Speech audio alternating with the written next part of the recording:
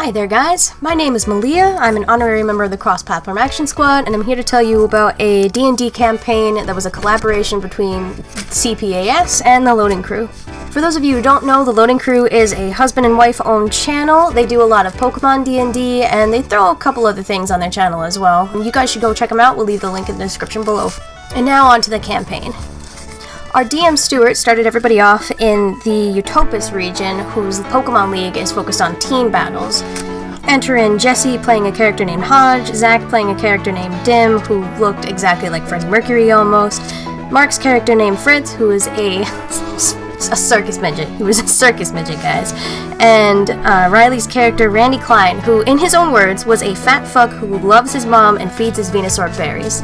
Stuart started them out getting the last badge of the Pokemon League so then they could actually move on to the league itself, but before that they got to explore around this village called the Sovereign Village.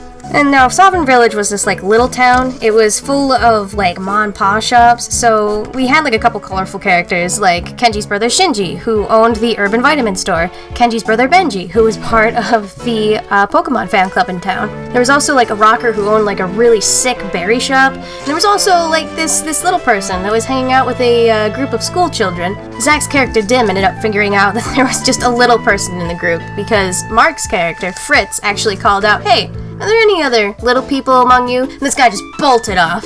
After Dim and the rest of the group went and found out where he bolted off to and pretty much beat him to death in a thing of flowers, they ended up going on to their gym battle. Now, I think it's important to note that before they even get in the gym, the way that they got in was having Dim kick down the door and just sending the "Yo champs in the making" guy just flying back into the gym, where he was unconscious forever. So after doing that, they actually go inside of the gym where they meet the gym leader, Trey Saturn, and his two jabroni gym assistants.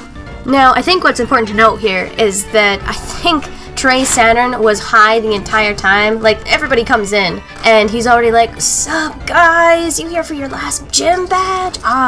Anyway, we get onto the battle. The entire gym is set up as a rock and grass type gym. I have to say, for the team everybody picked, everything seemed pretty even when it came to, type advantage. Jesse sent out an Aggron, Zach sent out his Empoleon, and Riley sends out his Scolipede, while Mark sat back with his Donphan and waited, because it was a 3-on-3. And then, in the meantime, the Jabroni sent out a Shiftry and a Trophius, and Trey sent out a Tyrantum. The Pokemon battle begins, and we automatically say that Shiftry is probably the most unlucky Pokemon at the beginning of the battle, considering that Riley's Scolipede immediately goes in and knocks out 50% of its health, knocking it back into a rock and, partially breaking it. And then the Tyrantum, has this earthquake that it uses, which hits everyone on stage, including the Shiftry.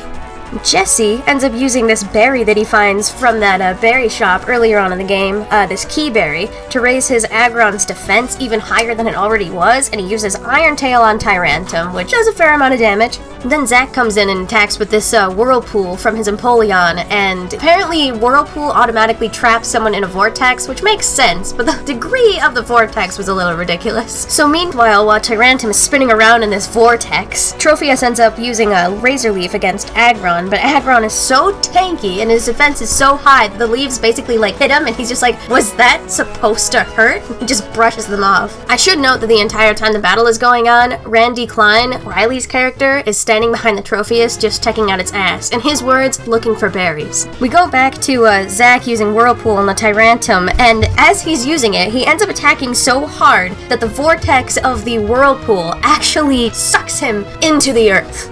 Trey Saturn throws his Pokeball to return it, but none of us really found out whether he actually got his Tyrantum back or not. Trophius ends up using Razor Leaf against Empoleon and Aggron, but it hardly scratches Empoleon, and at this point Aggron is just standing there with his arms back you can't do anything. And still during all the fight, Riley's character is still looking at Trophius' fine, thick ass. As soon as Scolipede is healed enough, Riley ends up having it use Steamroll against the Shiftry, making it faint, and then Trey sends out his last Pokemon, which is a Credilli. Mark sends out his Typhlosion, which, for some reason, and all of Mark's Pokemon do this, they all come out tiny. So I think Roll20 decided, hey, you're a tiny person, I'll just give you tiny Pokemon. It wasn't anything planned by the DM, they just come out small, regardless of anything they had planned. Mark has his Typhlosion use this flamethrower on Tropheus, which releases such a ridiculous stream of fire that not only does it hit the Tropheus, but it also hits Riley's character Randy, who is still looking at Tropheus's ass. So both of them are on fire. Neither one of them really ends up on fire for too long. Riley's character just like rolls himself on the ground. Meanwhile, Credilli finally seems to notice that Empoleon is in the room and is like,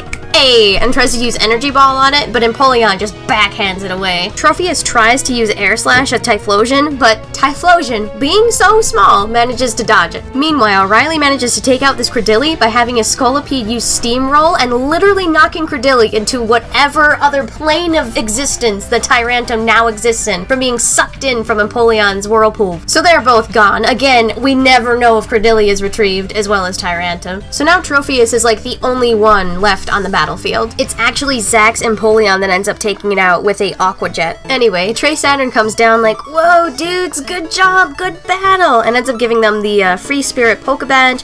After they get their badges, their Pokedexes do go off, and they end up getting a message congratulating their team, which Riley announces is the Super Cool Force 3 plus Hodge. Then after that, they end up going off to the Pokemon Center, getting everybody healed up, and they take this Dragonite bus, which is this big Dragonite carrying a canopy. He scoops them all up in the canopy and flies them off to Victory Road.